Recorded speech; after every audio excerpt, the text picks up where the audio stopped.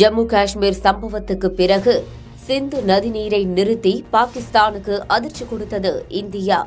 இதனால் இரு நாட்டுக்கும் இடையே பதற்றம் நிலவி வந்த நிலையில் அதே சிந்து நதிக்கு அருகே பாகிஸ்தான் செய்த சம்பவம்தான் அதிர்ச்சியை ஏற்படுத்தியுள்ளது. உண்மையில் என்ன நடந்தது பார்க்கலாம் இந்த காணொளியில்.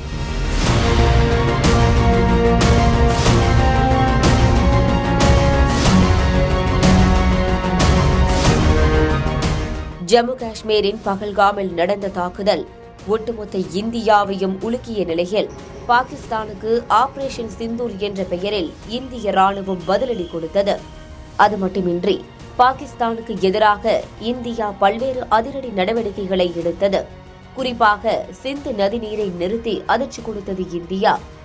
இந்த நிலையில் சிந்து நதிக்கு அருகே உள்ள கடலில் இருந்து சுமார் 30 கிலோமீட்டர் தொலைவில் பாகிஸ்தான் திடீரென ஒரு செயற்கை தீவை உருவாக்கி வருகிறது.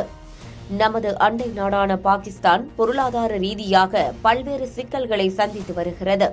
பாகிஸ்தான் பயங்கரவாதத்தை ஊக்குவித்து வருவதால் வளர்ச்சி திட்ட பணிகளில் கவனம் செலுத்துவதில்லை என்ற குற்றச்சாட்டு எழுந்துள்ளது. இதன் காரணமாகவே பாகிஸ்தான் பொருளாதாரம் மிக மோசமான நிலைக்கு சென்றுள்ளது.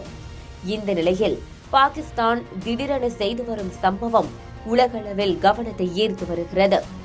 பாகிஸ்தானின் எண்ணெய் வளம் அதிக அளவில் இருப்பதாக ட்ரம்ப் கூறி வருகிறார். இதனை நம்பிய பாகிஸ்தானின் பெட்ரோலியம் லிமிடெட் நிறுவனம் செயற்கை தீவு ஒன்றை உருவாக்கி வருவதாக தகவல் வெளியாகியுள்ளது. இந்த தீவு சிந்து நதிக்கு அருகில் கடலில் இருந்து சுமார் 30 கிலோமீட்டர் தொலைவில் அமைய உள்ளதாக கூறப்படுகிறது. கடலில் எண்ணெய் பணிகளை செய்யும் போது அதில் பணிபுரியும் நபர்கள் ஒவ்வொரு முறையும் கரைக்கு வந்து செல்வதால் நேரம் விரயமாகிறது.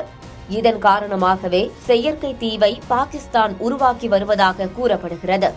இந்த தீவை உருவாக்குவதன் மூலம் உற்பத்தியை அதிகரிக்க முடியும் என்றும் இதனால் பயண செலவும் குறையும், 24 மணி நேரமும் பணிகளை செய்ய முடியும் என்பதால் பாகிஸ்தான் இந்த முடிவில் இறங்கியுள்ளதாக தகவல் வெளியாகியுள்ளது. கடல் மட்டத்திலிருந்து 6 அடி உயரத்தில் அமையும் இந்த செயற்கை தீவு கடல் அலைகளால் பாதிக்கப்படாது.